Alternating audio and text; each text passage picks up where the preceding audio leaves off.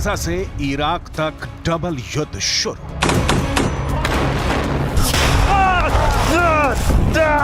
Gaza युद्ध धीरे धीरे मिडिल ईस्ट से लेकर पश्चिम एशिया तक फैल चुका है। अब जो खबरें आ रही हैं वो हैरान करने वाली हैं। पिछले 80 दिनों में इजरायल और हमास के बीच छिड़ी जंग में डबल युद्ध शुरू हो चुका है।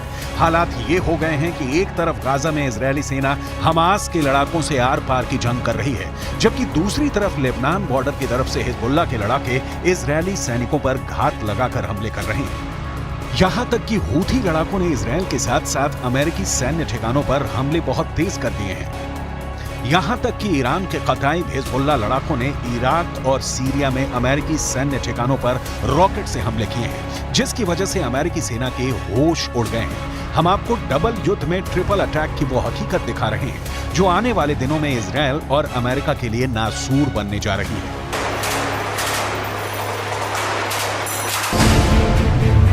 हमास, हिजबुल्लाह और हूथी इजरायल अमेरिका पर भारी। 80 दिन बाद भी गाजा युद्ध में हमास की ताकत उतनी कमजोर नहीं पड़ी है जैसा इजरायल दावा कर रहा है। भले ही प्रधानमंत्री नेतन्याहू और उनकी सेना के टॉप कमांडर दावा करें कि इजरायल की आईडीएफ ने पूरे उत्तरी गाजा पर कब्जा कर लिया है, लेकिन हकीकत में अभी भी हजारों हमास लड़ाके इजरायली सेना पर घात लगाकर भीषण हमले कर रहे हैं। हमास के टॉप कमांडर और दक्षिणी गाजा में खान यूनुस के कसाई के नाम से मशहूर याह्या सिनवार ने दावा किया है कि अब तक की जंग में हमास के लड़ाकों ने 1500 इजरायली सैनिकों को मार डाला है। हमास के कसाई का दावा, मार दिए 1500 इजरायली सैनिक।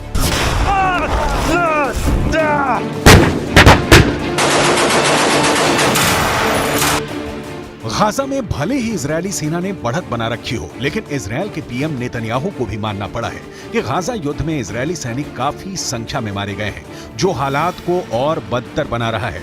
इजरायल खुद मान चुका है कि उसके 475 से ज्यादा सैनिक अब तक जंग में मारे जा चुके हैं। यह आंकड़ा वाकई इजरायल के लिए बहुत बड़े खतरे की घंटी है, लेकिन इस खतरे से बड़ा खतरा अब मिडिल ईस्ट से लेकर पश्चिम एशिया तक फैल चुका है, क्योंकि हूथी और ईरान समर्थित कताई हिजबुल्लाह लड़ाकों ने इजरायल और अमेरिका के सैन्य अड्डों पर एक साथ हमले शुरू कर दिए हैं। पहले आप ये जान लीजिए कि हूथी और ईरान समर्थित लड़ाकों ने अमेरिका पर कहां हमला किया है। अमेरिका ने यह तो नहीं बताया है कि ईरान समर्थित लड़ाकों ने अमेरिकी सेना पर कब हमला किया था, लेकिन यह जरूर बताया है कि उत्तरी इराक में मौजूद अमेरिका के एरबिल एयर बेस पर ड्रोन से हमला किया गया था। अमेरिका के रक्षा सचिव लॉयड ऑस्टिन के मुताबिक इराक में अमेरिकी सैनिकों पर यह हमला ईरान समर्थित कताई हिजबुल्लाह के लड़ाकों ने किया था। इराक में ईरान समर्थित कताई हिजबुल्लाह के लड़ाकों के इस हमले में वैसे तो कई अमेरिकी सैनिक घायल हुए, लेकिन 3 सैनिक बेहद गंभीर रूप से घायल हैं। कताई हिजबुल्लाह ने अमेरिकी सैनिकों पर ड्रोन से हमले कैसे किए, इसकी जानकारी नहीं दी गई और ना ही घायल अमेरिकी सैनिकों के नाम बताए गए हैं। इराक में कताई हिजबुल्लाह के हमलों से अमेरिका बौखला गया था। हमास, हिजबुल्लाह और हूथी इजरायल अमेरिका पर भारी। मिडिल ईस्ट से लेकर पश्चिम एशिया तक इजरायल और अमेरिकी सैन्य ठिकानों पर हो रहे हमले साबित कर रहे हैं कि ईरान रूस की शय पर अब जंग में खुलकर कूदने लगा है। हूथी चुन चुन कर समंदर में इजरायल और अमेरिकी जहाजों और टैंकरों पर हमले कर रहा है। यही वजह है कि अब अमेरिका ने ईरान के कताई हिजबुल्लाह के लड़ाकों पर ऐसा भीषण हमला किया है, जिसकी वजह से पश्चिम एशिया में जंग तेज होने के दावे किए जाने लगे हैं। हम आपको बताते हैं कि अमेरिका ने ईरान के कताई हिजबुल्लाह लड़ाकों पर जोरदार एयर स्ट्राइक की है। जरा देखिए कैसे। अमेरिकी रक्षा सचिव लॉयड ऑस्टिन के मुताबिक अमेरिकी सेना ने ईरान समर्थित कताई हिजबुल्लाह पर भीषण हवाई हमले किए हैं। कताई हिजबुल्लाह पर अमेरिका ने यह हमले इराक और सीरिया में किए हैं। सोमवार यानी 25 दिसंबर को अमेरिकी सेना ने कताई हिजबुल्लाह पर हमला किया था। लड़ाकू विमानों और मिसाइलों से ईरान समर्थित कताई हिजबुल्लाह लड़ाकों के 3 ठिकानों को अमेरिकी हमले में तबाह करने का दावा किया गया है। खबर के मुताबिक अमेरिकी सैनिकों के घायल होने के बाद राष्ट्रपति जो बाइडेन ने ईरान समर्थित मिलिशिया समूहों के खिलाफ जवाबी कार्रवाई करने का आदेश दिया था, जिसके बाद ये हमले किए गए। अमेरिकी सैन्य बलों ने इराक में कताई हिजबुल्लाह और कई समूहों की ओर से इस्तेमाल की जाने वाले 3 ठिकानों पर हमले किए। ये सटीक हमले इराक और सीरिया में अमेरिकी अधिकारियों के खिलाफ ईरान प्रायोजित मिलिशिया हमलों का जवाब है। कताई हिजबुल्लाह सरीखे समूहों ने एरबिल एयर बेस पर हमला किया था। इजरायल और अमेरिका इस वक्त मिडिल ईस्ट और पश्चिम एशिया में डबल युद्ध से जूझ रहे हैं। पीएम नेतन्याहू को लग रहा था कि हमास युद्ध विराम इजरायल की शर्तों पर जरूर करेगा, लेकिन अब खबर आ रही है कि हमास के टॉप कमांडर्स ने साफ दावा कर दिया है कि हमास सीज फायर नहीं करेगा और ना ही कोई समझौता, वो आखिरी दम तक जंग करेगा। गाजा पट्टी में इस वक्त उत्तरी गाजा से ज्यादा भीषण जंग दक्षिणी गाजा में चल रही है। हालात ये हो गए हैं कि इजरायल और हमास की जंग थमने की एक और उम्मीद को बड़ा झटका लगा है।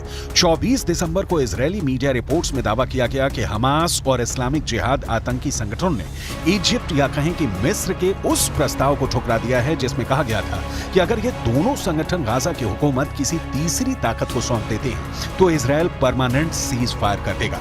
लेकिन हमास के टॉप कमांडर्स ने इस प्रस्ताव को पूरी तरह से खारिज कर दिया है। हम आपको हमास नेता याह्या सिनवार का वो दावा दिखाने जा रहे हैं जिसमें इजरायली सेना को भारी नुकसान का दावा किया गया है। हमास के कसाई का दावा, मार दिए 1500 इजरायली सैनिक। इजरायल की मीडिया रिपोर्ट के मुताबिक हमास के टॉप नेता और कमांडर याह्या सिनवार ने दावा किया कि हमास की सैन्य शाखा अल कसम ब्रिगेड ने 5000 से अधिक इजरायली सैनिकों को निशाना बनाया और उनमें से करीब 1500 इजरायली सैनिकों को मार डाला है। हालांकि ऐसा कोई आंकड़ा इजरायल की ओर से जारी नहीं किया गया है। हमास नेता सिनवार ने इजरायली सैन्य उपकरणों को नष्ट करने की संख्या के बारे में भी बढ़ा चढ़ाकर दावा करते हुए कहा कि हमास ने 750 इजरायली सैन्य वाहनों को तबाह कर दिया है। सिनवार ने इजरायल का जिक्र करते हुए कहा कि उसके कब्जे को मान लेने की शर्तों पर कभी समझौता नहीं होगा और ना ही हमास कभी सरेंडर करेगा। दूसरी तरफ इजरायल के प्रधानमंत्री बेंजामिन नेतन्याहू ने गाजा का दौरा किया है और साफ शब्दों में कहा है कि हम फिर साफ कर देना चाहते हैं कि इजरायली सेना इस जंग को तब तक बंद नहीं करेगी जब तक वो गाजा में मौजूद हर आतंकी संगठन का कब्जा खत्म नहीं कर देती। אמש שוחחתי שוב עם הנשיא ביידן. אני מעריך את עמדתה האיתנה של ארצות הברית במועצת הביטחון, עמדה שתומכת במאמץ המלחמתי שלנו. אמרתי אתמול לנשיא ביידן שאנחנו נילחם עד לניצחון המוחלט. ייקח כמה זמן שזה ייקח. हालांकि इजरायल के भीषण हमलों से गाजा लगभग तबाह हो चुका है। जरा देखिए फिलिस्तीनी किस हालत में पहुंच चुके हैं। इजरायल के ऑपरेशन स्वॉर्ड ऑफ आयरन के तहत इजरायल ने सबसे ज्यादा भीषण हमले उत्तरी गाजा में किए हैं। साल 2023 में गाजा पट्टी में हुए इजरायली हमलों में अब तक 1 लाख से ज्यादा इमारतें गाजा में तबाह हो चुकी हैं। उत्तरी गाजा की लगभग 11 लाख की आबादी में से 85% फिलिस्तीनी हमास समर्थक भाग चुके हैं। ज्यादातर फिलिस्तीनी उत्तरी गाजा से दक्षिणी गाजा की तरफ भागे हैं। इजरायल की आईडीएफ का दावा है कि उसने 7 अक्टूबर से अब तक 22,000 से अधिक टारगेट्स पर हमला किया है और उन्हें तबाह कर दिया है। 80 दिनों से ज्यादा की जंग में इजरायल ने हमास के हर उस ठिकाने को तबाह किया है जहां से हमास या तो हमला कर रहा था या फिर उसके लड़ाके छिपे हुए थे। अमेरिकी मीडिया की रिपोर्ट के मुताबिक इजरायल ने दक्षिणी गाजा में भयानक बमबारी शुरू कर दी है। दक्षिणी गाजा में इजरायली वायुसेना 907 किलो के सैकड़ों बम गिरा रही है। एक्सपर्ट्स के मुताबिक अमेरिका ने भी किसी देश के रिहायशी इलाके में इतने बम नहीं गिराए हैं। कुल मिलाकर हमास, हिजबुल्ला और हूथी तीनों संगठनों के लड़ाके इजरायल और अमेरिका से लंबे युद्ध की तैयारी में जुट चुके हैं। चीन, ईरान, रूस की शह पर अब मिडिल ईस्ट और पश्चिम एशिया में ऐसा डबल युद्ध शुरू हो चुका है जो नए साल में तीसरे विश्व युद्ध का बड़ा कारण बन सकता है।